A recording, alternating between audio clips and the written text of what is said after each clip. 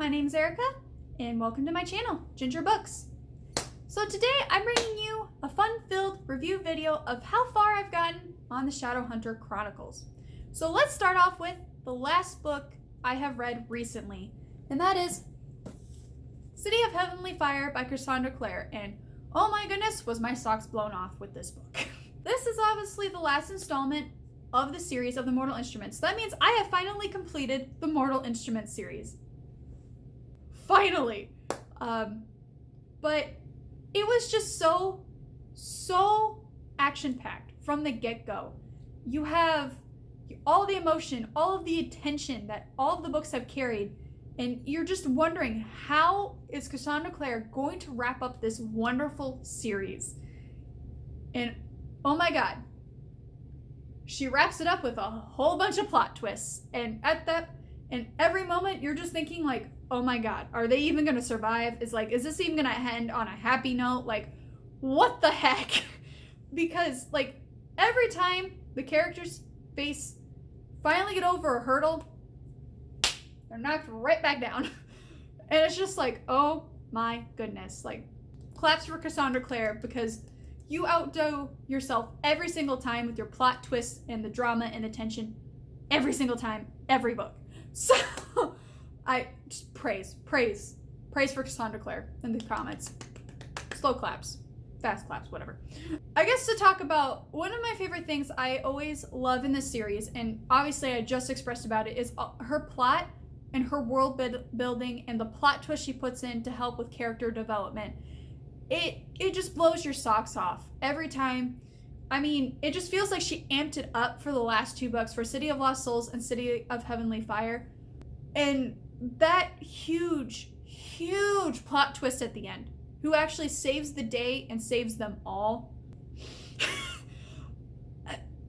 I wasn't ready for that, and it came out of left field.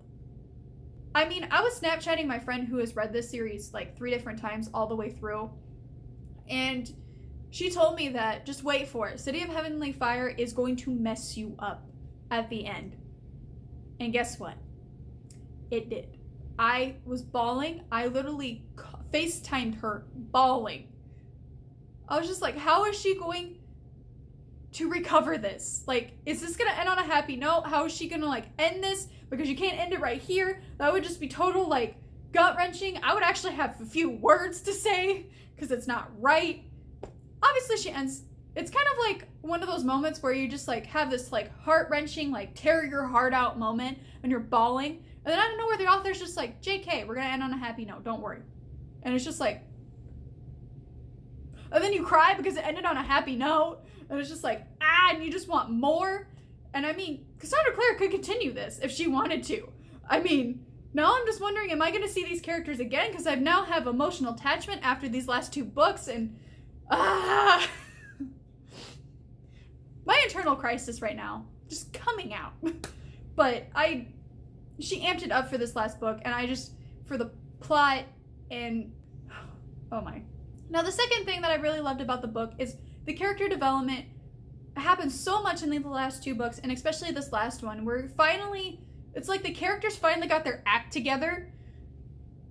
Especially Jace makes me so flippin' happy that he finally realizes he doesn't have to do everything himself.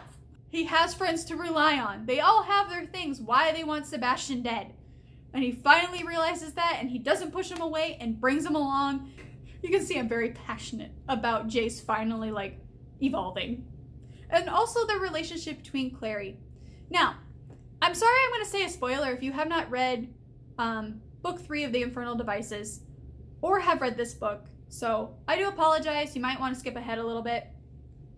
But am I seeing a trend here with the Harrendell boys?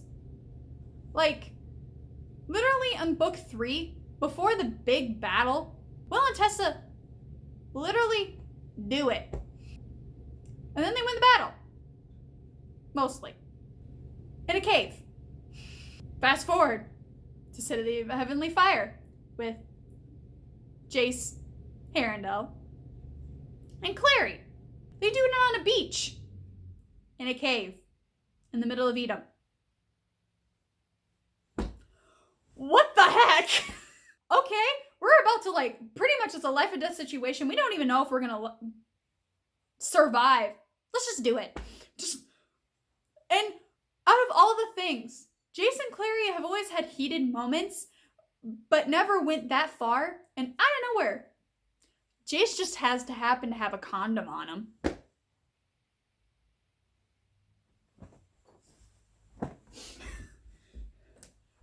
No! Like, he just knew this was coming. I know what you're doing, Cassandra Clare. Love these Easter eggs, but ha! Anyways, I don't know if I was the only one that realized that. Let me know down in the comments how you felt, and if you realized that too. Because, holy crap! Is this gonna be a trend? Is there gonna be like another trilogy where, you know, Jace and Clary have kids, and that Herondale also, you know, before a big boss battle, decides to do it with whoever love interest at the time?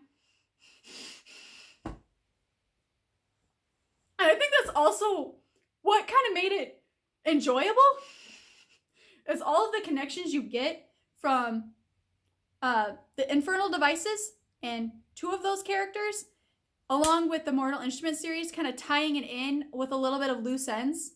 All of those loose ends, even though leaving some of them kind of, still some of those ends kind of like, is she gonna like spin off on this too, or anything like that? This is why I enjoy Cassandra Clare so much in her writing and her world building, because you can just have so many trilogies that either can tie into the Mortal Instruments and what's happening, or even the Dark Artifices or the Infernal Devices, and it's so great. Anyways, so that's what I really liked about this book, and just some of the things I noticed. Obviously, Brother Zachariah. I'm not going to say anything, especially if somebody has not read the Mortal Instruments or the Infernal Devices, but we know who Brother Zachariah is, and just seeing him and another character from the Infernal Devices make their appearance in City of Lost Souls and more at the end of City of Heavenly Fire, it's just so heartwarming. Now, I'm also going to say another spoiler here at the end, so you may want to skip ahead. At the end, Tessa comes and meets Clary. She kind of gives her Shadow Hunter Codex that she used when she was introduced to the Shadow Hunter world, and she gave her to give to James's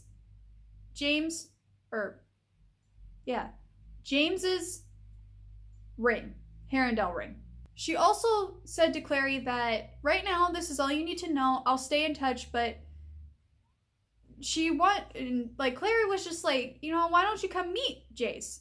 And she was like, no, I'm not ready to talk to him yet. And like between her and Jem, or Brother Zachariah, and between Magnus and her through the ending portion of this book, it kind of gave me feelings that there's something that she's not saying, because she's saying something about the Herondale, the life of being a Herondale. So it makes me wonder if something's going to happen in the Last Hours series that leads to why she's saying this. I'm very curious now. But who knows? Hopefully maybe we find out, or maybe I'm just reading too much into it. Who knows? That is all for right now of the Shadowhunter Chronicles by Cassandra Clare and my read through. The next book I will be picking up is the Bane Chronicles, because I am reading this. I decided instead of doing it in publishing order, I'm going to do it the way the author intended to read them and recommends reading them. So the next one is the Bane Chronicles, and I believe it's the Tales of the Shadowhunter Academy, or from the Shadowhunter Academy, that I need to read. And then we'll get to the Dark Artifices trilogy, which I need to get Queen of Air and Darkness, because I still don't have it yet. And I'm trying to find the hardcovers of these, because I don't want to break the spines, because they have the pictures on them. So I need to find the picture for these, and then I need to find hardcovers. I am going to end the video right here, and thank you so much for watching, and literally watching me freak out for a good 4 or 5 minutes of Herondales. Just Herondales, that's it. If you like what you saw, please hit that subscribe button and that bell notification so you are notified for any fun-filled freak out reviews like this one, or any fun bookish content. And thank you so much for being along here for the ride. I know I've been changing a lot of things on this channel recently, but thank you so much. It means a lot for me to for you guys to stick around. Always comment down below. I love talking to you guys of things you loved about this video. Maybe some of the reactions you also had the same or different. I love your guys' different viewpoints and always what you would like to see in the future videos. So without further ado, I hope you have a great week and a great day. I said that backwards. I hope you have a great rest of your day and I hope you have a great week and I will see you in the next video.